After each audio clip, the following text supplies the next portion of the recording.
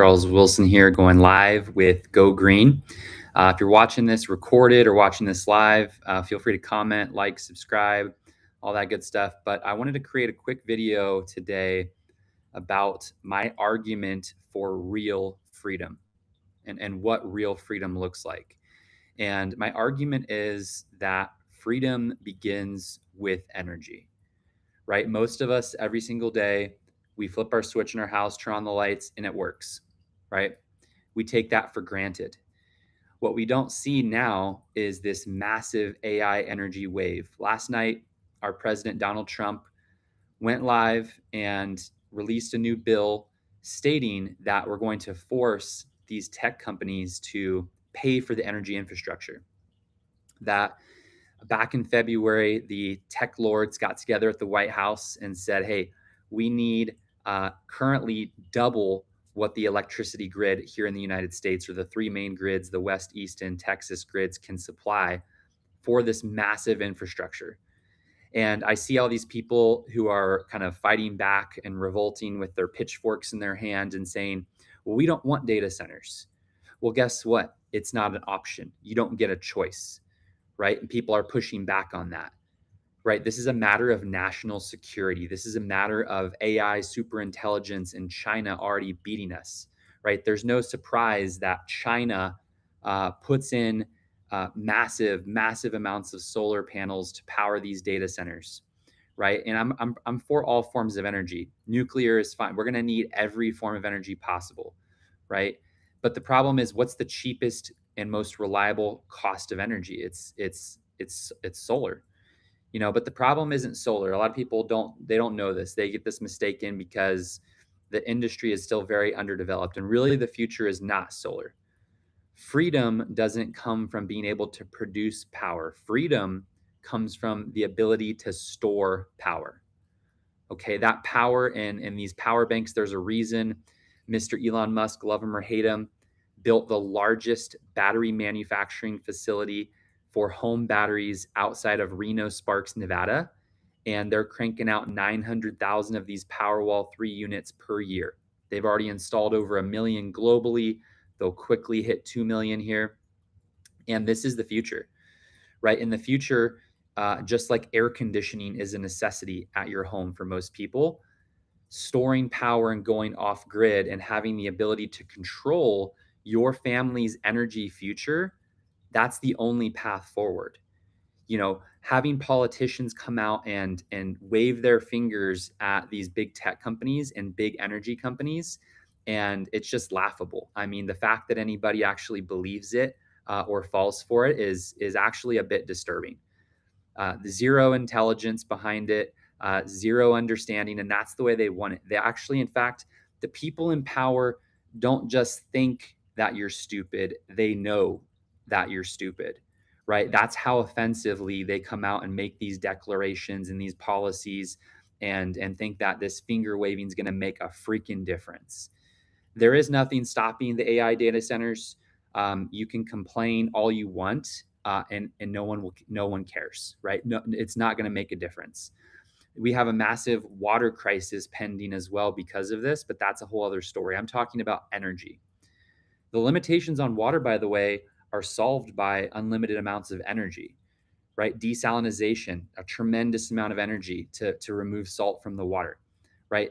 There's lots of ways to get water, but I'm talking about just fundamentally, when you flip the switch on, the Department of Energy last year, 2025, Trump's Department of Energy, by the way, came out with a report saying that by 2030, in 5 years from when the report was written, the average power outages for a homeowner is going to increase 100-fold.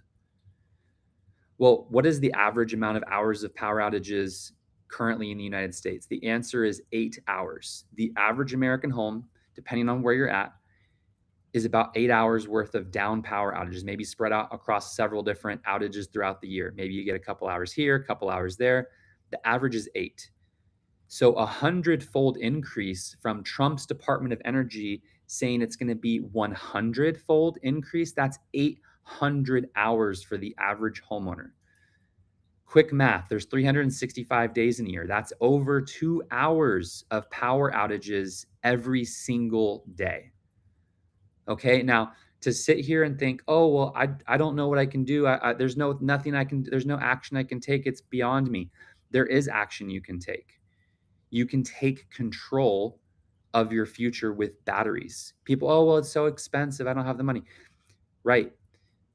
The wealthy people of tomorrow and the middle class of today are going to support the grid infrastructure, right? I always tell people that batteries solve the problem that solar creates, which is unpredictable or rather predictable production, but just during the day, right? We don't use power just during the middle of the day.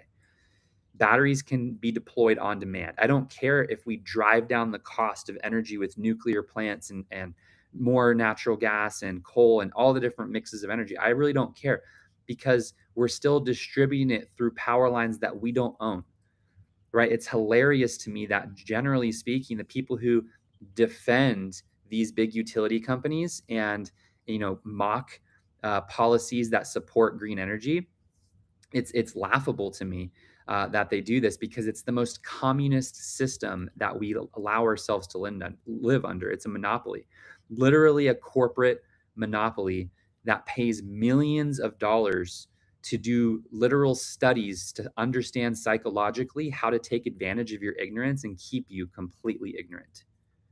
Literally, that's what's happening every single day. They put out smear campaigns on green energy. Well, why would they do that? Right? You got to stop and ask yourself, why would people in power, not even just on the right, on the left, people like Newsom coming out saying, oh, well, we're not going to, support these and we're going to support the utilities. Well, it's because they're freaking paid. We always talk about, you know, uh, big medicine, big pharma, big this. What about big energy? That doesn't get enough attention. This is the hill that I'm going to die on. I've been doing this now for 14 years in the residential energy space, getting into commercial. And I've read books, talked to experts, and anybody who has any type of common sense or just knows how to use a calculator knows that the cost of energy generation by solar is so cheap that in 2024, over 80% of all of the new electrons added to the United States 3 power grids came from solar power, right? Now, the big beautiful bill came in. What did that do? That did just like all the other energy industries have, which is no subsidies for individuals, right? The people don't deserve it, the corporations do, right? The oil wells, the natural gas fracking, they all get massive subsidies, right? Because it helps everybody, right? It helps the power grid. So that's the argument, right? Solar, it's being deployed at scale by the utilities, because it's cheaper power, right? But they don't want you to have it. So they take away all the incentives from you and they put it into the hands of the corporations, right? Because there's no waste, abuse, and fraud in the organizations, right? And these corporations, they're going to do everything ethical, right? That's what they want you to believe. They think we're that stupid.